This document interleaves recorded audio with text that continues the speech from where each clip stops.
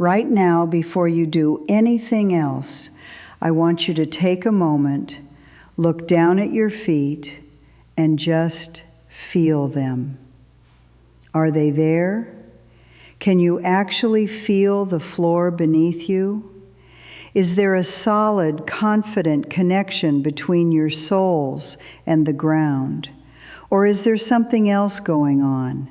Something strange, something a little unsettling, maybe a buzzing, maybe a burn, maybe that eerie, disconnected sensation that makes it feel like your feet belong to someone else entirely, like you are walking on a thick layer of bubble wrap, never quite sure if the next step is going to hold you or betray you.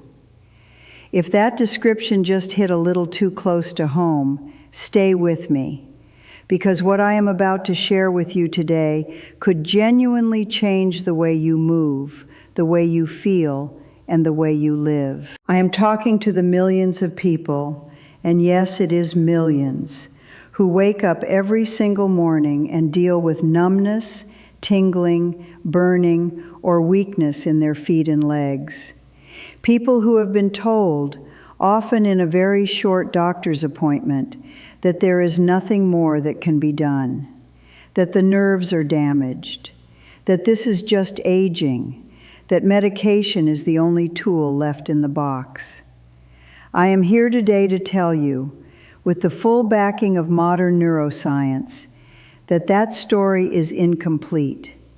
And incomplete stories can steal years from your life. Welcome back to the Senior Health Podcast, where East meets West, where ancient wisdom shakes hands with cutting-edge research, and where we refuse to accept "just live with it" as a final answer.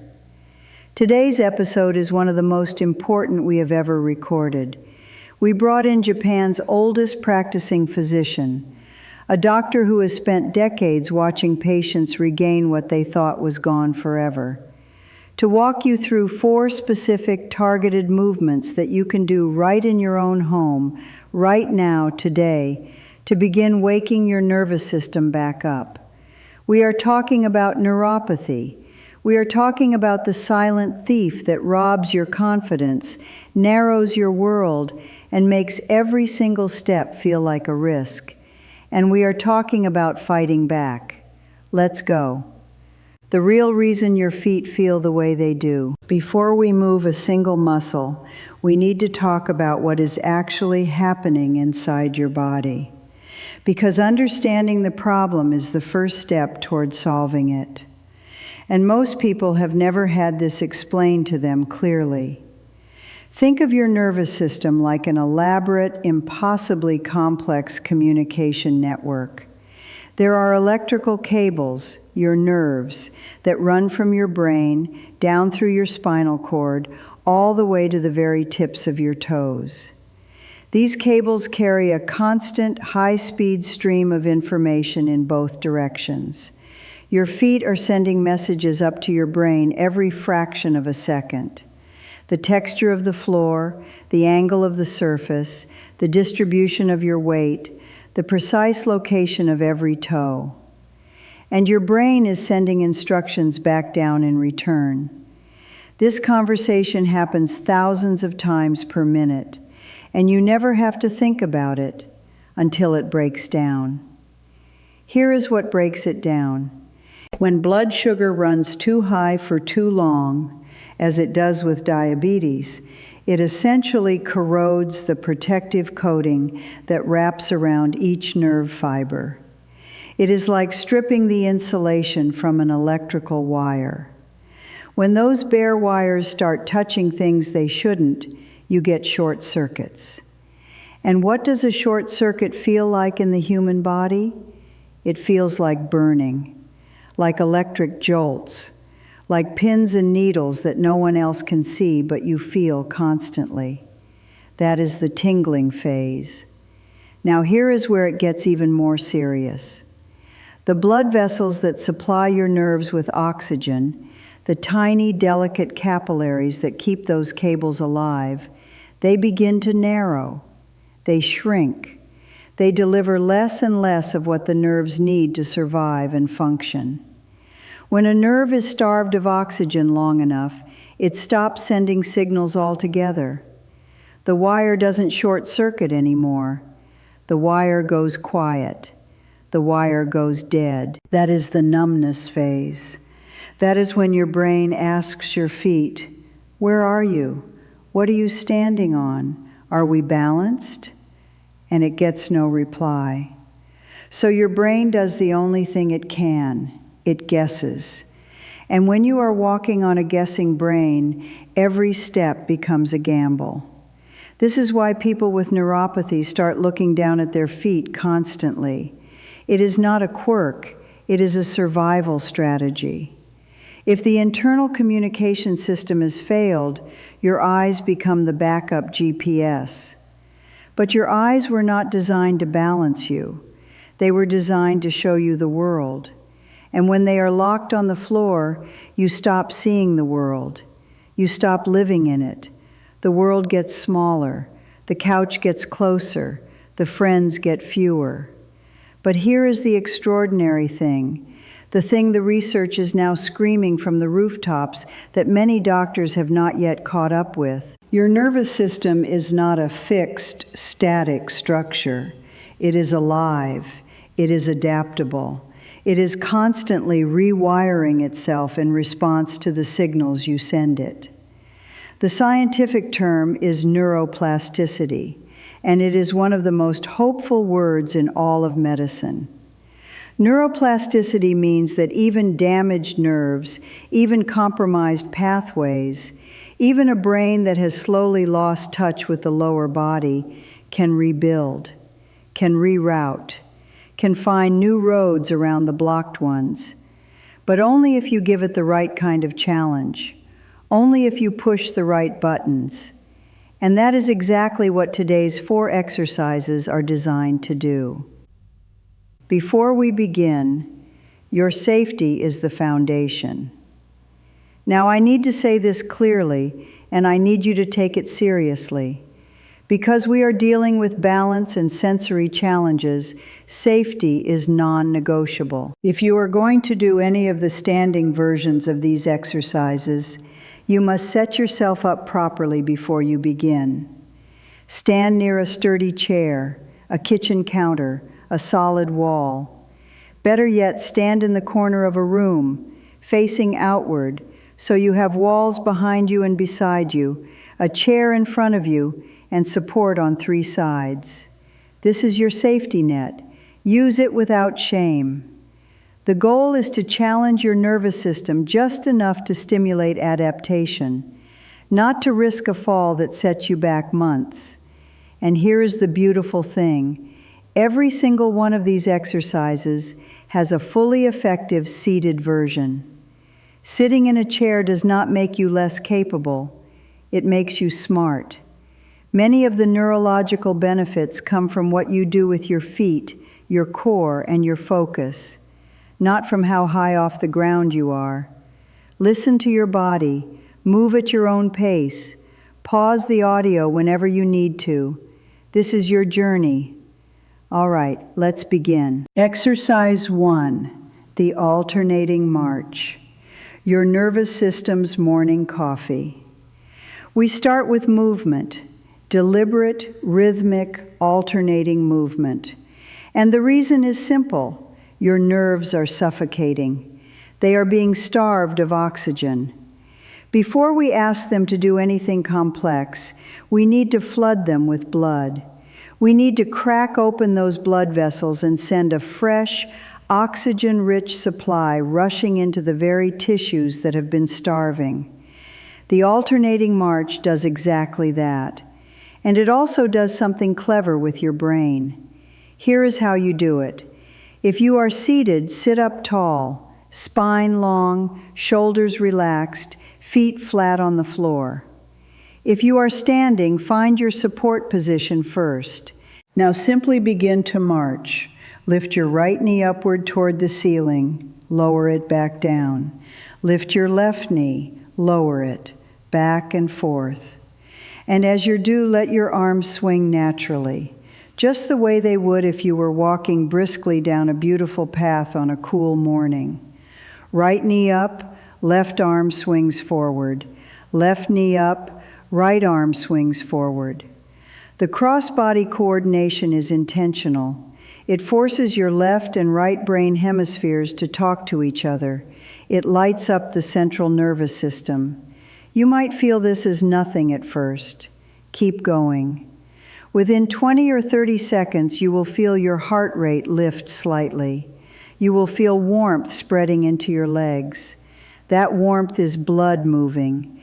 That warmth is oxygen arriving. That warmth is exactly what your damaged nerves have been waiting for. Start with 30 to 60 seconds. That is your goal for week 1. As the weeks go on, push toward 1 or 2 solid minutes. And here is a life hack that I love. Do your marches during the commercial breaks of your favorite show, while the kettle boils, while you wait for the microwave. Stack this tiny, powerful habit onto the moments you are already going to be sitting there anyway. Your nervous system will thank you. Exercise 2, the heel-toe rock. Reawakening the muscles your feet forgot they had. Now we zero in. We move from the whole body to the specific architecture of the foot and ankle. Because neuropathy does not just damage nerves, it changes behavior. It changes how you walk, how you move, how you interact with the ground beneath you. When your feet cannot feel the floor clearly, you stop picking your toes up. You start to shuffle. The muscles on the front of your shin, the anterior tibialis, begin to weaken from disuse. The range of motion in your ankle shrinks, and then the cycle becomes self-reinforcing. Weaker ankles mean worse balance. Worse balance means more shuffling. More shuffling means weaker ankles. The heel-toe rock breaks that cycle. Both feet flat on the floor. Now, raise both heels up as high as you comfortably can, pressing through the balls of your feet and your toes, lifting your heels toward the ceiling. Feel your calf muscles, the gastrocnemius, the soleus, contract firmly at the back of your lower leg. Hold for just a breath, then lower the heels back to the floor. Immediately shift the motion, rock your weight back, lift your toes and the entire front of your foot off the floor, keeping your heels planted. Feel the muscle on the front of your shin engage. That is your anterior tibialis waking up. It has probably been dormant for longer than you realize. Hold for a breath. Lower back to flat. Heels up, flat. Toes up, flat. A slow, controlled, deliberate rock, back and forth. This motion does multiple things simultaneously. It restores ankle mobility. It strengthens the muscles that are responsible for clearing your foot from the ground when you walk, which is the single most important thing you can do to prevent tripping. And the rhythmic sensory input from your soles pressing and lifting and pressing again sends a constant stream of information up through your nervous system, reminding your brain exactly where your feet are. Aim for 10 to 20 repetitions. Go slowly. Feel every single contraction. If you feel a deep burn in your shins when you lift your toes, good. That muscle is waking up. That is the sensation of recovery. Exercise 3, the seated diagonal chop. Training the brain to balance the whole body. Now here is where most neuropathy exercise programs go wrong. They stop at the feet. They treat balance as a foot problem. But balance is a whole body event. Balance is a conversation between your feet, your core, your vision, and your brain. And the weakest link in that chain for most seniors is not actually the feet, it is the core. A weak, underactivated core cannot stabilize your center of gravity. And when your center of gravity is unstable, your feet, no matter how much you train them, cannot compensate. You will still feel off balance. You will still be at risk. The seated diagonal chop trains your core while simultaneously maintaining that vital ground connection through your feet. It is a coordination exercise that lights up multiple neurological pathways at once. Sit at the edge of your chair, both feet planted firmly and deliberately on the floor. Press them down actively, not passive contact, active pressure. That pressing sensation sends signals up your legs to your brain. Hold on to that connection. Clasp your hands together. Bring your clasped hands down toward your left hip, low and to the side. From there, sweep your arms upward on a long diagonal path across your body, finishing with your hands raised up high on your right side. Smooth, deliberate. Then bring them back down along the same diagonal to the left hip. Low left, high right. Low left, high right. Your eyes follow your hands. Your core rotates. Your feet stay grounded. Your brain is working incredibly hard right now, coordinating your vision, your rotation, your balance, your foot pressure, all at once. This is neurological cross-training at its finest. Do 10 to 20 repetitions on one diagonal, then switch. Low right, high left, 10 to 20 times. If clasping your hands is uncomfortable due to shoulder stiffness, simply keep your arms parallel and move them together. The effect is the same. You will feel your abdominals, your obliques, your lower back, all firing to keep you centered. That deep core strength is your invisible foundation. Build it, and everything else gets easier. Exercise 4, the modified single leg stance. The grand finale, teaching your nervous system to fly solo. We have built the blood flow. We have restored the ankle mechanics. We have strengthened the core and sharpened the coordination. Now we bring it all together in the most powerful balance challenge of the 4, and we do it safely. Find your corner position. Stand facing outward. Chair in front. Walls beside and behind. Now shift your weight onto your right foot. Let your left foot step slightly backward, and just allow your left toes to rest lightly on the floor, like the kickstand on a bicycle. A feather-light touch, just enough contact to catch you if you wobble, not enough to actually support you. All your real weight is on that right leg. And here is the critical cue that makes this exercise extraordinary. Do not lock your knee. When you lock the knee straight, you are resting on your skeleton. The joint takes the load and the muscles switch off. You might feel more stable for a moment, but you are not actually developing anything. You are just hanging on your bones. Instead, keep a soft, slight bend in the knee, a gentle micro bend. The moment you do this, feel what happens. Your thigh muscles engage, your calf engages, your ankle begins making dozens of tiny, rapid micro adjustments, forward, back, left, right, as your body figures out how to keep you upright. You might feel a wobble. You might feel what seems like instability. That wobble is not a failure. That wobble is your nervous system working. That is hundreds of nerve fibers firing in rapid sequence, sending signals, receiving signals, adjusting, recalibrating. That is neuroplasticity in real time. That is exactly the stimulus your damaged neural pathways need to begin the process of rebuilding. Try releasing the chair, or if that feels like too much, just one fingertip. The lightest possible touch, just enough to know the chair is there, but not enough to lean on it. Hold for 30 to 60 seconds on the right leg, then switch. Left leg carries the weight. Right toes on kickstand. Need to make it easier?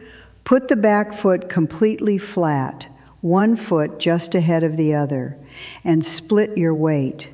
That is a perfectly valid starting point and still delivers real neurological benefit.